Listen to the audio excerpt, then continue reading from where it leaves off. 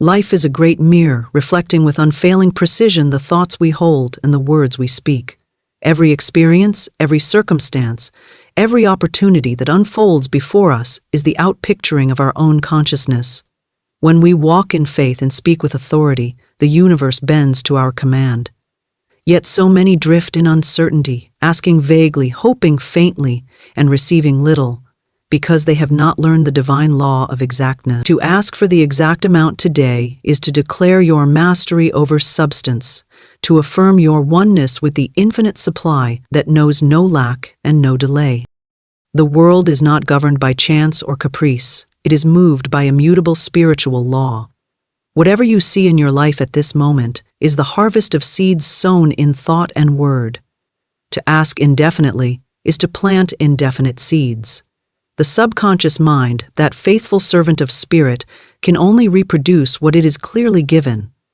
When you say, "I need some money," the law hears only confusion. It cannot act upon some. But when you say, "I give thanks for receiving $500.00 today in perfect and miraculous ways," you draw the exact form into being. The universe loves precision. It delights in definite direction.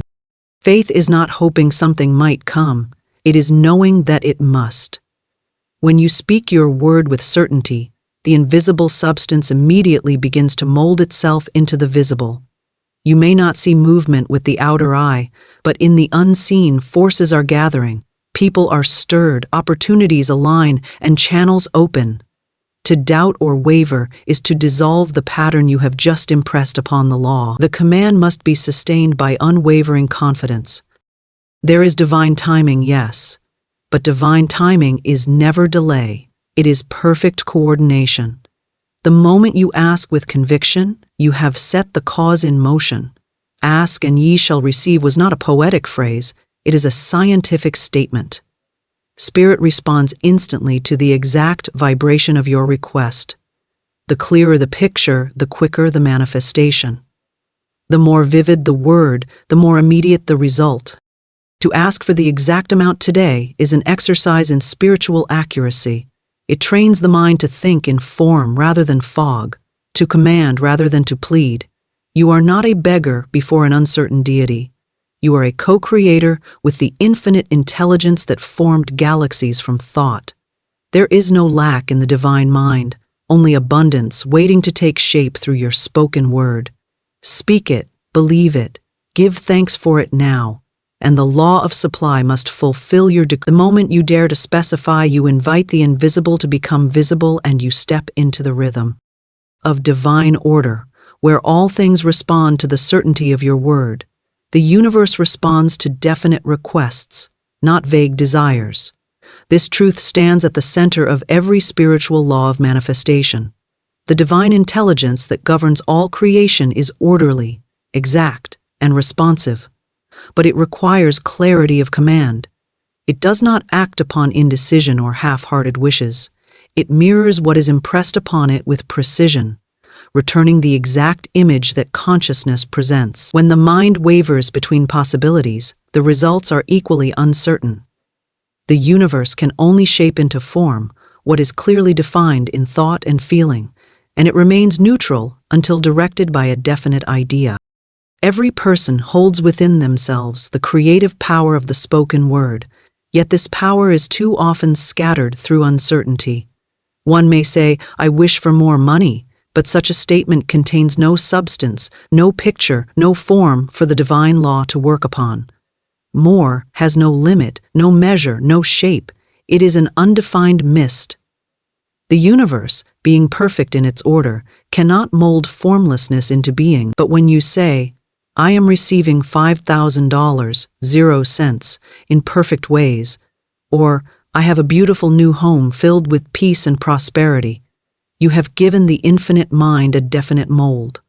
The spiritual substance that fills all space immediately begins to flow into that mold, assembling people, events, and conditions to make the picture visible. Vague desires drift like unanchored boats upon a sea of possibilities. They are moved by every wave of doubt and every gust of fear. They cannot reach shore because they have no direction. The definite request, on the other hand, anchors thought to a point of power.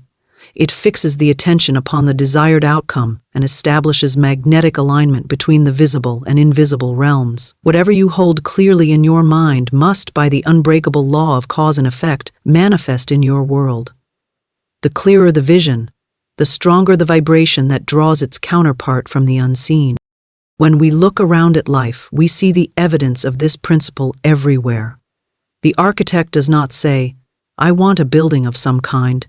He draws precise lines, sets exact measurements, and defines every dimension before one brick is laid. The tailor does not say, "I'll make some sort of garment." He measures carefully, cuts exactly, and stitches with precision. So too must we measure our desires and give them definite form before life can build them into reality. The spiritual realm works by the same principle as the physical. Structure precedes manifestation. Without a definite blueprint, creation cannot occur. Those who achieve great things in any field hold a definite picture in mind. They do not merely wish, they know with clarity what they are aiming toward. The mind that knows what it wants becomes a powerful magnet for its realization. Uncertainty dissipates energy, certainty concentrates it. The difference between the drifter and the creator is definition. The drifter speaks in generalities. I want success, I want happiness, I want abundance. The creator speaks in specifics. I am earning $10,000, 0 cents a month doing work I love. I am living in joy and peace every day. I have abundant health and radiant energy. These words are not mere affirmations. They are commands to the universal law of creation, and the law cannot fail to obey them. The universe does not interpret emotion apart from the form you give it. If you feel desire but give it no shape, the power is wasted. Desire is the fire, but definition is the mold. Fire without form consumes itself and disappears. Fire within a mold becomes transformation. To give your desire definite form is to harness its energy and direct it toward a tangible end. Many people live in a constant state of wanting, but wanting alone is not creation. The law moves only when the request is exact. You must speak as one who already sees the result, feels it, and knows it to be so. When you are definite, you demonstrate faith. Faith is not a passive trust. It is active knowledge of divine response. To say, "I receive exactly what I desire now," is to affirm that the universe is responsive, intelligent, and immediate. The indefinite request, on the other hand, betrays doubt. It says, "I am not sure what I want or whether it is possible." Such vibration attracts confusion and delay. The definite request carries the vibration of command. It says, "I know what I desire, and I know the law fulfills it." That certainty opens channels where none appeared before, because the law must respond to conviction. Every thought you think sets a cause in motion. Every word you speak sends a signal to the unseen. The moment you speak your word definitely, invisible substance begins to arrange itself to reflect that word. It might come through a new idea, an unexpected contact, or a sudden opportunity, but the movement begins instantly. The universe does not delay. It is the mind of man that hesitates. The definite request acts as a directive to the infinite. It says, "This is the pattern I choose," and all of life adjusts itself accordingly. It is important to remember that asking definitely does not mean limiting the universe. It means giving it direction. When you name the form of your desire, you are not confining the infinite, you are focusing it. The energy of creation is boundless, but it must be channeled to become visible. A river that flows everywhere nourishes nothing. A river guided by banks waters the land. The definite request builds the banks through which the river of supply can flow freely. Without it, the current disperses, and no harvest can grow. The law of exactness is not only material but spiritual. When you are definite in your inner world, clear in your intention, steady in your faith, you align yourself with divine order. You are saying to the universe, "I know who I am, and I know what I choose." This certainty harmonizes with the vibration of creation itself.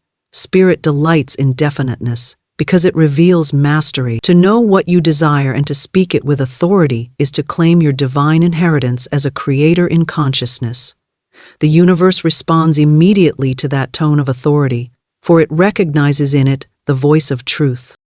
The vague request speaks from uncertainty. The definite one speaks from knowing. When you speak with knowing, your words carry the creative fire that compels manifestation. You can see this law at work in every aspect of life. The person who knows what they want in business, love, or health always moves with purpose and confidence. Life opens before them because their energy is unified. The person who is uncertain meets confusion because their vibration is divided. The law does not choose sides, it merely reflects the clarity or confusion of the request. There is no partial law in operation, it is complete and unfailing. The only question is whether we are definite enough to engage it. The clearer the image we hold, the more swiftly the law fulfills it. The vaguer the desire, the more scattered the result. To speak with precision is to plant a seed with perfect instructions. To speak vaguely is to scatter seeds upon barren ground. The soil of the subconscious cannot yield fruit without a definite pattern impressed upon it. The universe does not respond to emotion alone, nor to need, nor to pleading. It responds to the clear word spoken in faith. The language of spirit is form, and form must be definite. When you ask clearly, you vibrate in harmony with the creative principle. When you ask vaguely, you vibrate in confusion, and confusion cannot produce order. The law gives according to the measure of your clarity, and your clarity reveals your faith. To live in harmony with the divine law is to train the mind to be exact. It is to speak only what you desire to see, and to refuse every uncertain word. The power that creates worlds awaits your definite command. When you give it clear direction, it responds with precision, speed, and perfection, shaping your world according to your word. Faith must be exact, unwavering, and spoken with authority. True faith is not a trembling hope that something might happen. It is a calm certainty that what is spoken has already taken place in the unseen and is moving swiftly into visibility. Faith is the steady knowing that the universe is law, that the word once spoken with conviction cannot return void. The creative power of thought and speech works only through exact faith, for the divine law does not respond to hesitation. It answers to belief that stands unmoved, belief that commands rather than pleads, belief that holds its vision even when the outer world gives no sign of change. The one who truly believes does not look for proof. He knows that the unseen is more real than the seen, that every word of power spoken in truth sets forces in motion, which must fulfill their purpose in perfect order. Faith that is uncertain produces uncertain results. To believe one moment and doubt the next is to send forth conflicting vibrations, to pull the tide forward and then draw it back. The law cannot act in confusion, it mirrors the state of mind presented to it.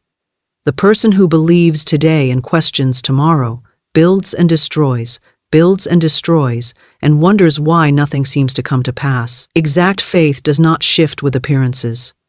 It knows that appearances are the shadows of former thoughts, that what is seen today is the echo of yesterday's belief, and that a new word held steadily will dissolve old conditions.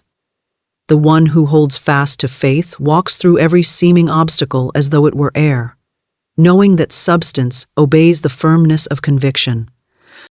Faith must also be definite. It is not enough to believe that good will come somehow or sometime. That is faith diluted with uncertainty. The law of manifestation acts upon exact thought and exact word. When faith is specific, it gathers power. When it is vague, it scatters. To say, everything will work out for the best, is a gentle wish. To say, this situation resolves itself now in perfect harmony, is a decree. The first leaves the door open to chance, the second commands the law to act. Exact faith declares what is, not what might be. It does not say, I will receive, but I receive. It does not say, it is coming, but it is here now. It speaks in the present tense because creation is always in the now, and the universe knows no delay except that caused by hesitation in consciousness. Unwavering faith is born of understanding. To have faith is not to force belief through willpower, but to perceive the unchanging law behind all appearance. One who understands that divine law is absolute, cannot be shaken by temporary conditions. They may see lack, but they know abundance is already forming. They may feel resistance, but they know the way is opening. Their faith is not dependent on sight, for they know sight merely reports what has already been accepted in mind. The world is always the reflection of consciousness, never its ruler. To keep faith exact and unwavering, one must turn attention away from the evidence of the senses and rest in the truth of the spoken word. The spoken word is the seed. Manifestation is its inevitable fruit. Faith spoken with authority is the creative word in action. Authority is not loudness or force. It is calm command. It comes from the knowledge that one is not separate from the divine but one with it. To speak with authority is to speak as the expression of infinite intelligence, not as a supplicant. The tone of authority carries the vibration of certainty. It does not beg. It does not wish. It does not plead. It declares. The person of faith does not ask the universe to fulfill their need. They announce that the fulfillment already exists, and the law confirms it. This is the inner attitude of the master who knows that every word backed by unwavering faith moves invisible substance into visible shape. Exact faith is an inner alignment where thought, feeling, and word move as one. There is no division between belief and expression. When a person says, "I am healed," while still believing in illness, the word has no power, for it carries conflicting messages.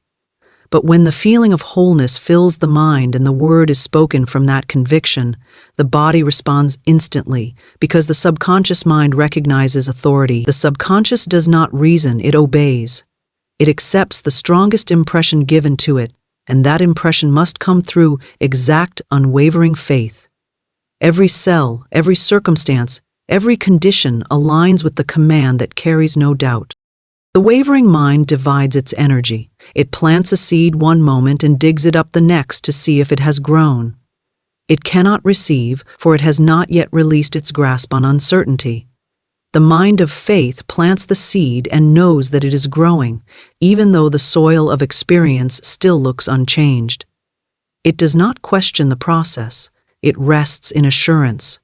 To cultivate unwavering faith, one must train the imagination to see the desired result as already complete. Every time doubt whispers, the answer must be, "It is already done." The imagination is the workshop of creation, and faith is the builder. When both work together, the unseen becomes visible, without strain or struggle. Exact faith requires that one speak only what one desires to manifest. Idle words dilute power. Every word carries energy, and careless speech scatters it. To say, "I'm afraid this might not work," is to plant a seed of failure. To say, "I know everything works perfectly," reinforces the vibration of success. Faith does not entertain opposites, it holds only to the truth. The person who disciplines their words disciplines their world, for every statement is a decree to the subconscious. The one who speaks with authority governs conditions as a ruler governs a kingdom, not through force, but through certainty of command. Faith that is exact is not rigid, it is flexible within divine wisdom. It knows the outcome, but allows the method to unfold in perfect order. The person of faith does not dictate how the law should work, only that it must fulfill the words spoken. They trust the unseen intelligence to arrange the perfect channels. This trust strengthens faith, for it frees the mind from strain. When the desire is spoken clearly and believed completely, the result appears in right time and place without anxiety or interference. The calm assurance of faith is itself the evidence of alignment with divine power. The authority of faith is felt inwardly as peace. It does not tremble, it does not hurry, it does not waver. It stands like a pillar amid the shifting sands of circumstance. When fear arises, exact faith answers, "This is already accomplished." When appearances contradict the word, unwavering faith says, "Appearances change, truth remains." Such inner steadiness compels outer harmony. The universe mirrors back to the steadfast mind the exact image of its belief, for law must reproduce according to the pattern impressed upon it. To cultivate this faith, one must daily affirm unity with divine power. Every declaration of truth strengthens the channel through which authority flows. The more one practices speaking with certainty, the more natural it becomes. Faith grows through use. It expands with expression. Each demonstration of results through unwavering belief reinforces confidence in the law, until faith becomes the normal state of consciousness. Then every word spoken is power, every thought is creative, every act is guided by inner knowing. The universe moves in obedience to those who know their own divinity. The one who speaks with authority does not wonder if they are worthy to receive, they know they already are. The moment you accept that divine substance is responsive, intelligent, and ever-present, you cease to ask timidly and begin to declare fearlessly. You no longer question whether the law will act, you know it has acted the instant your word was spoken. Faith exact and unwavering does not seek signs or proofs. It recognizes that the spoken word itself is the evidence of fulfillment. It is the invisible, as from which visible form must emerge, and its authority is beyond challenge. The subconscious mind creates only what it clearly understands. It is the silent builder behind every condition of life, the invisible artist that paints the pictures impressed upon it by conscious thought and feeling. It does not argue, reason, or interpret. It simply accepts whatever idea is planted within it and brings it forth into form. It is the faithful servant of spirit, exact in its execution, unwavering in its obedience, incapable of deviation. The subconscious is the soil of creation, and every word, image, or emotion given to it is a seed that must grow after its kind. If the seed is vague, the harvest is uncertain. If the seed is definite, the result is precise. It cannot create beyond the pattern it has been given, for its language is form, not confusion. Many people fail to manifest their desires because they give the subconscious conflicting or incomplete instructions. They ask for one thing and fear another. They declare abundance while secretly feeling lack. They pray for health while thinking of sickness. The subconscious mind receives both the spoken word and the unspoken emotion, and it always accepts the stronger vibration. If fear outweighs faith, fear becomes form. If doubt overshadows confidence, doubt becomes circumstance. The law cannot be deceived, for it reads the heart's true tone beneath the surface of words. To create consciously, one must impress upon the subconscious only what one truly desires, never what one fears or resists. The subconscious does not respond to maybe, someday, or I hope. These are not instructions, they are confusion. It responds to the language of certainty, statements made in the present tense, charged with emotion and belief. When you say, I am successful now, you give it a pattern complete and immediate. It begins at once to arrange every circumstance toward that realization. But when you say, I hope to be successful, the subconscious has no image to follow. Hope is a mist without outline, a word of delay. The creative mind cannot build upon hope, it builds upon conviction. It requires a picture as vivid as a blueprint, as tangible as a completed plan.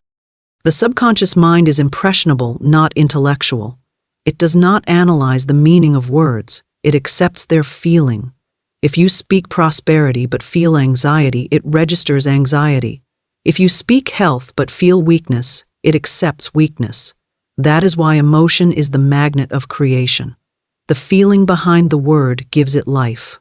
The subconscious reads emotion as instruction. To communicate clearly with it, your words and feelings must agree. When the conscious mind and the subconscious speak in one voice, the result is inevitable. When they contradict each other, the subconscious takes the dominant impression, and that impression shapes experience. The subconscious mind understands through repetition and imagery.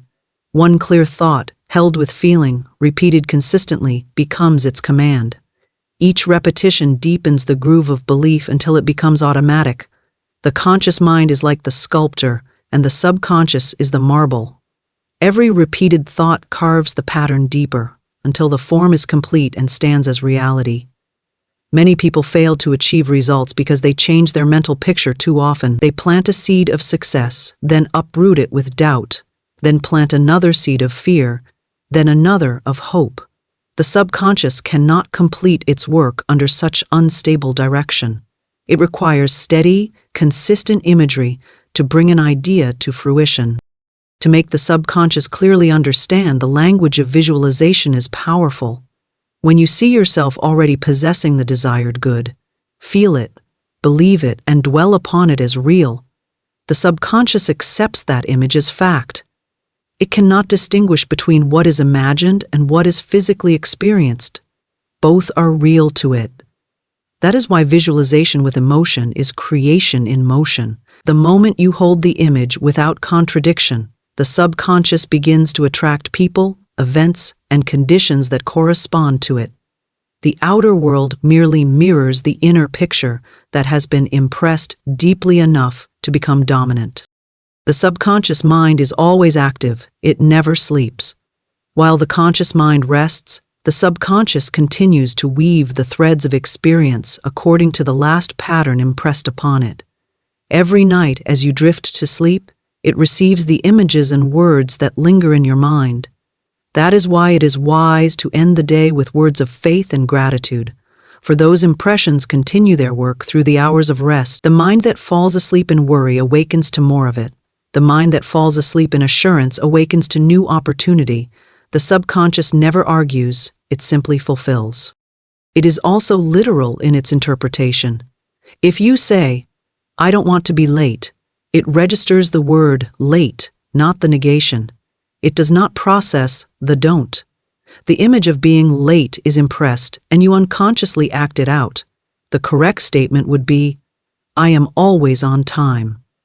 The subconscious understands images and direct affirmations, not denials. It brings into being what is held before it, whether desired or not. Therefore, one must speak only of what is wanted, never of what is unwanted. The mind must be trained to affirm the positive state as already achieved. The subconscious is impartial. It is neither good nor bad. It operates as law, reflecting whatever is impressed upon it. This neutrality is its perfection, for it allows every individual complete freedom to create according to their own belief. If the harvest is unpleasant, the cause lies not in the soil, but in the seed. When the subconscious clearly understands an image of health, joy, and abundance, it will reproduce it with mathematical precision. The outer world is merely the subconscious made visible. It builds your environment, your relationships, your opportunities, all from the ideas you have accepted as true. The conscious mind is the gatekeeper, and its greatest responsibility is to choose which thoughts are allowed to pass into the deeper mind. When the conscious mind is undisciplined, fear, gossip, and doubt slip through easily, planting weeds in the garden of the subconscious. But when the conscious mind is watchful, it rejects every destructive thought and admits only those that align with divine order. In this way, one becomes the master of destiny instead of its victim. The subconscious cannot guard itself. It relies entirely upon the conscious mind to direct it clearly and faithfully. It is not the complexity of an idea that moves the subconscious, but the clarity of belief behind it. Simple statements, spoken with conviction, are far more powerful than elaborate affirmations repeated without feeling. "I am blessed," said with full faith, carries more power than pages of mechanical words. The subconscious hears the vibration more than the syllables. It responds to the spirit of certainty. When you speak with authority, it listens as a child to a beloved teacher. When you speak with doubt, it hesitates, for it senses indecision. Therefore, clarity of belief is the key that unlocks its creative action. To communicate effectively with the subconscious, one must cultivate stillness. When the conscious mind is restless, distracted, or fearful, the impressions it sends are scattered. But when it is calm, focused, and certain, its word pierces directly into the deeper mind. Silence strengthens command. In the quiet of meditation or reflection, you can speak to your subconscious with precision and power. Every calm affirmation sinks deep, where it begins its invisible work. The more peaceful the mind, the more receptive the subconscious becomes. Every individual lives in the world created by their own subconscious impressions. This truth removes all sense of helplessness, for it reveals that nothing outside holds lasting power over us. Circumstances are not masters, they are mirrors. Change the inner pattern, and the outer must transform. The subconscious will build poverty if given the image of limitation, but it will build wealth if given the image of supply. It will build sickness if it receives fear, but it will build health if it receives harmony. It simply creates what it clearly understands, and it understands what you consistently and emotionally declare to be true.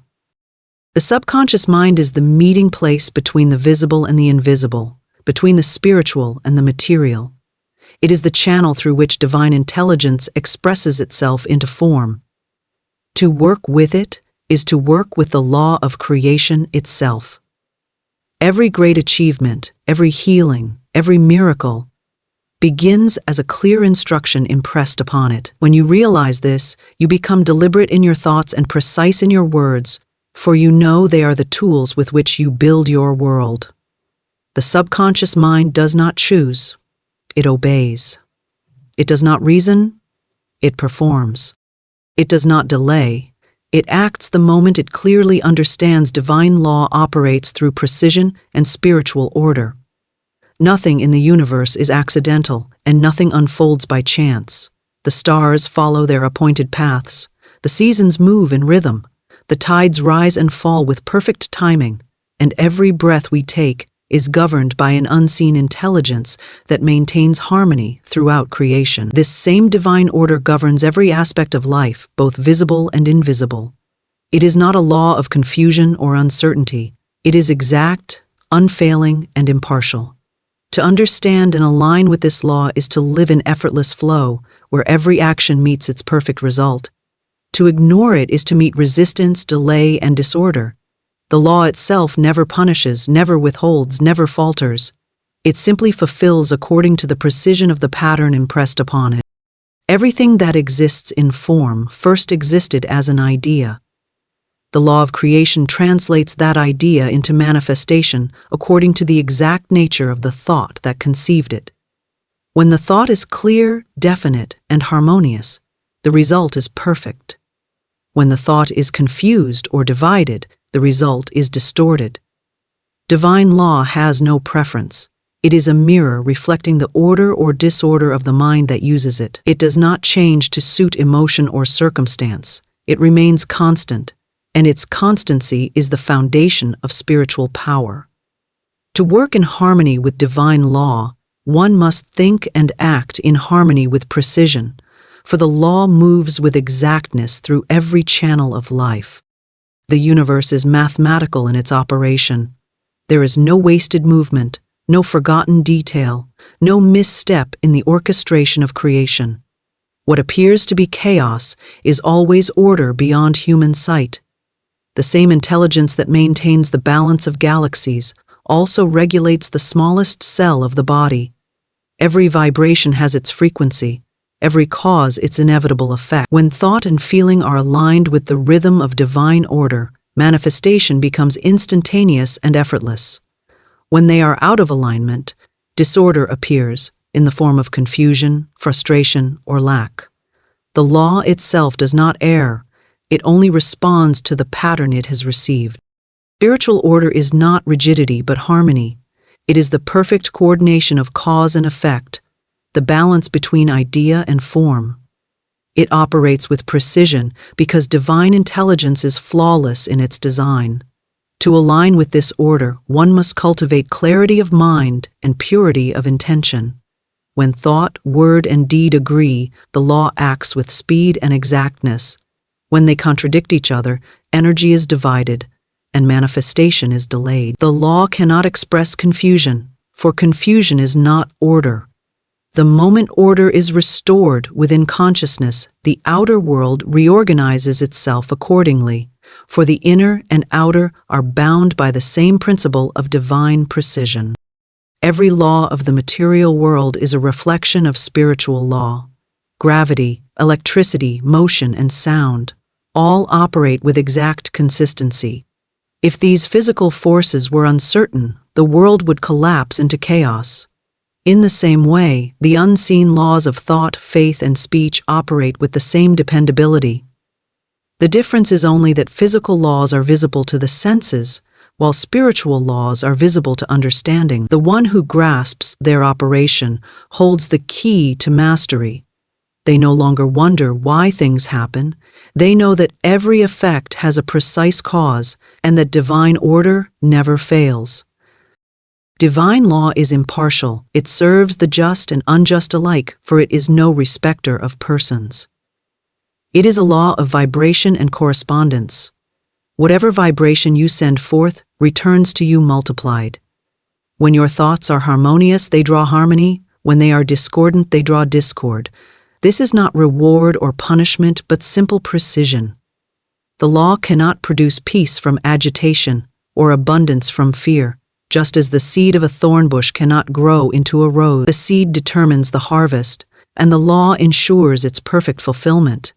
When this principle is understood, blame and chance disappear from consciousness, and responsibility takes their place. You realize that you are not subject to chaos. You are subject only to order. Precision in spiritual law means that nothing is lost, nothing forgotten, and nothing delayed beyond its proper time. Every word spoken with conviction, every emotion deeply felt, every vision held persistently is recorded in the unseen and returns according to the pattern it carries. Divine law is exact bookkeeping. It measures without bias and delivers without error. The timing of manifestation is never random. It corresponds perfectly to readiness and alignment. When you have spoken your word and released it in faith, the law begins to weave its threads. It gathers people, places, and conditions in right relation until the form is complete. To the impatient eye, it may seem slow, but to the wise, it is seen as perfect timing.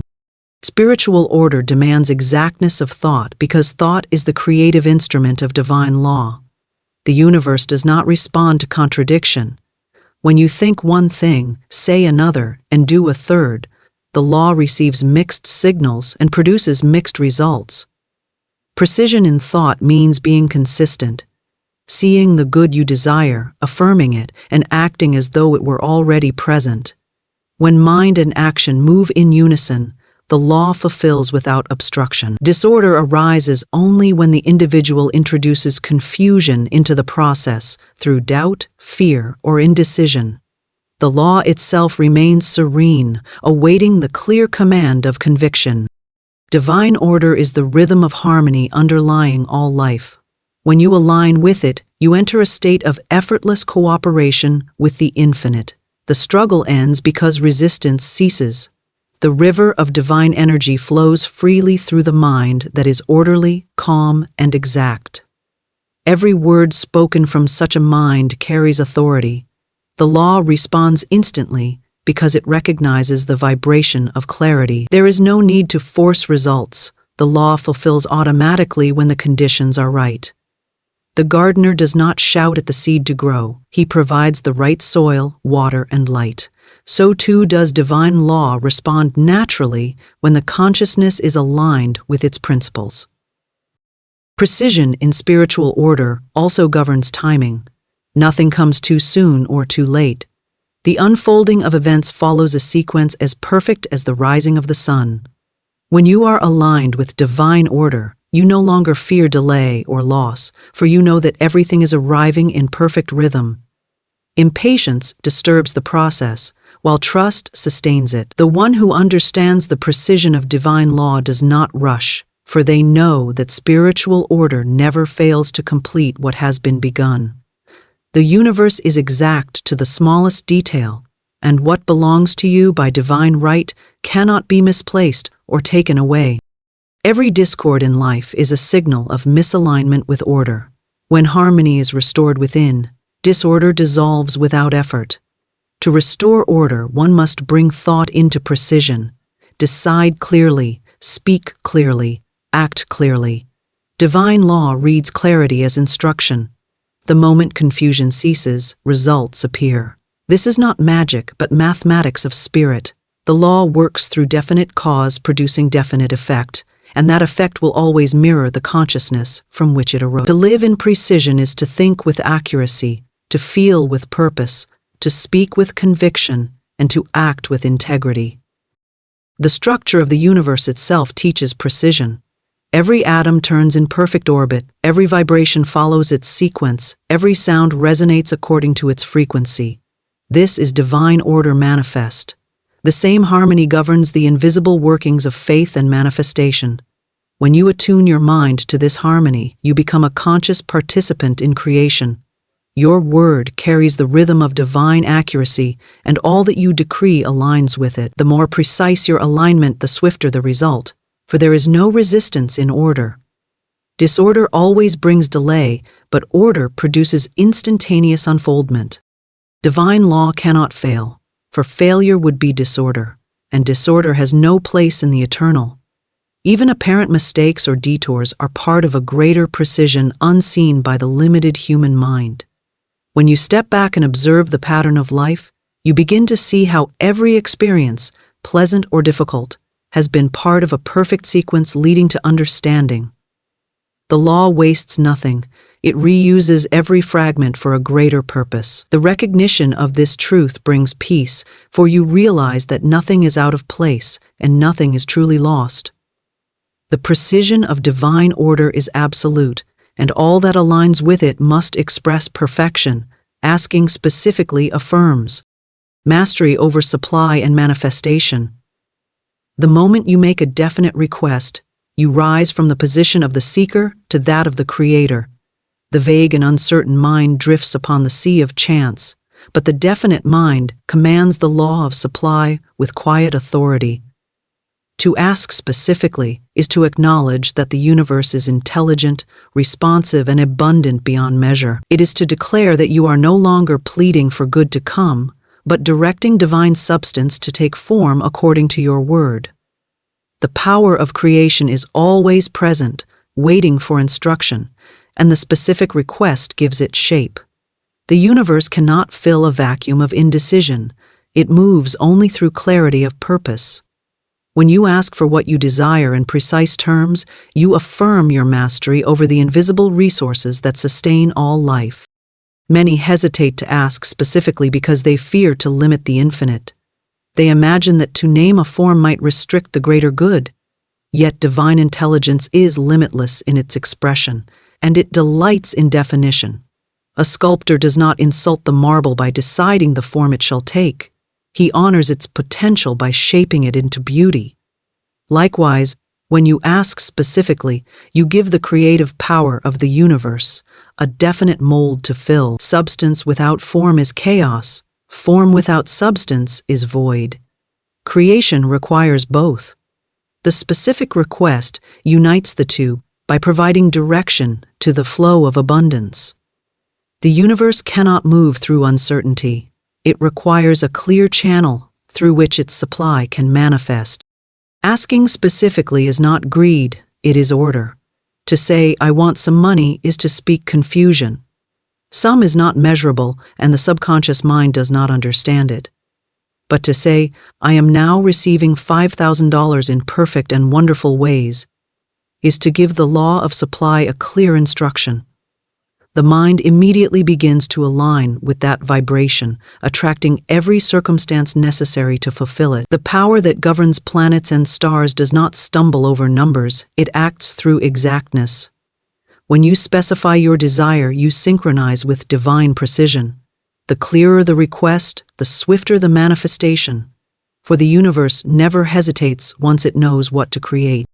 Specific asking demonstrates faith. The one who fears to name their desire declares their disbelief in fulfillment. Vague asking hides behind uncertainty, but definite asking stands upon the rock of confidence. It says, "I know that what I desire already exists in the invisible, and I now claim its visible form." Faith without precision is like a musician playing without rhythm, sound without structure. True faith directs the rhythm of creation. It gives tempo and shape to the invisible harmony of supply. The moment you dare to be exact, You proclaim your trust in divine order and your authority to command it. Every specific request is a statement of identity. It affirms that you know who you are, a co-creator with infinite intelligence. The one who asks vaguely sees themselves as separate from supply, a dependent being pleading for favor. The one who asks specifically stands in unity with the source, knowing that every word of truth spoken in faith is already fulfilled. To ask precisely is to say, I and the Father are one, and the substance of the Father takes the form of my word. The universe does not resist such command, for it recognizes in it the tone of its own creative will. The law of supply operates mathematically. Every request sets a cause in motion equal to its measure. To ask indefinitely is to give the law no equation to solve. The result, therefore, appears indefinite. When you specify amount, form, or condition, you define the boundaries of manifestation. This definition does not restrict the universe. It clarifies your own consciousness. The law responds to clarity. A precise request is like a well-cut key that fits the lock of manifestation exactly. The vague request is a broken key that turns in confusion. Specific asking aligns the conscious and subconscious minds, for both now hold the same picture. The subconscious, being exact, can create only what it understands, and it understands only clear instruction. To ask specifically is also to discipline desire. It trains the mind to focus upon what is essential rather than what is scattered. The vague desire wanders between many objects, never gathering power, while the specific desire concentrates energy into one radiant point. Power always follows focus. When your desire is definite, your thought becomes magnetized, your feeling intensifies, and your action aligns. The universe responds to this unity of direction by unfolding the path with perfect precision. Every opportunity, every connection, every resource appears at the appointed time because the demand has been made in harmony with the law of supply. Specific asking is the language of mastery. The master of life does not speak in uncertain terms. He knows that every word carries the seed of creation, and therefore he chooses his words with precision. He does not say, I hope this will come, but this now manifests for me in divine right order. His word is law, for it is spoken in the consciousness of unity with the source. To ask specifically is to speak as that master, to command rather than to question. The universe hears tone more than speech. It hears the certainty beneath the words. When the tone of authority is present, creation responds immediately. The act of asking specifically transforms the inner world first. As you form a definite picture in your mind, your emotions begin to harmonize with it. You start to feel the reality of that which you have named. This feeling is the magnetic force that draws the visible form. The clearer your inner image, the stronger your vibration of expectancy. The subconscious mind, ever obedient, begins to guide you by intuition toward the fulfillment of the picture. The right ideas come, the right people appear, and outer conditions rearrange themselves with silent precision. The universe loves direction. It rejoices in clarity. The vague demander walks in circles, for his goal shifts with every wind of doubt. The specific demander walks a straight path, for his mind is steady and his purpose defined. The universe cannot deliver beyond the pattern held in consciousness. Asking generally is like sending an empty envelope to the divine post office. It carries no address, so it cannot be delivered. Asking specifically seals the envelope with direction and authority. The moment it is spoken with faith, the answer is dispatched.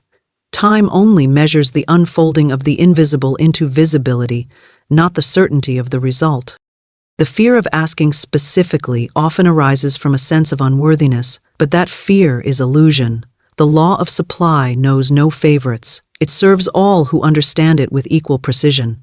When you ask clearly, you affirm that you are worthy to receive, that you are part of the divine system of circulation, where giving and receiving are one. Specific asking brings confidence, for it transforms the prayer of hope into the declaration of realization. You no longer say, please, but thank you. Gratitude and specificity walk hand in hand, for both acknowledge fulfillment as present not future. Every form of abundance, health, or happiness that has ever been created began as a specific idea. The builder does not construct a home by saying, "I want a building." He draws a plan, measures every line, and names every detail. The artist does not begin a painting by saying, "I'll paint something." She envisions the image completely before the brush touches the canvas. So it is with spiritual creation. The clearer the picture, the more accurate the result. Divine law cannot build upon vagueness. It requires a blueprint drawn by definite thought. Asking specifically is that blueprint. It tells the invisible architect exactly what to construct. When you speak your definite request, release it without tension. Do not clutch or strain, for the law operates in calm precision. Having given your clear instruction, trust the process of fulfillment. The power that governs galaxies has heard your word and is now arranging the visible to match the invisible. The universe is efficient. It wastes nothing and delays nothing. The moment the pattern is complete in consciousness, manifestation must appear. The degree of your faith determines the speed of its arrival, but its coming is certain. To ask specifically is to live consciously. It means you are aware of your creative partnership with the divine. You no longer drift upon tides of circumstance, but direct your own current. You stand as the channel through which infinite abundance expresses itself in form. Every definite request you make, spoken with faith and gratitude, strengthens your mastery. It proves that you understand the law of supply, and that you are capable of commanding it with love and intelligence. The universe always says yes to the voice that knows what it wants, for that voice speaks the language of divine order. Asking specifically is that language, the pure vibration through which thought becomes form, idea becomes experience, and the invisible becomes visible.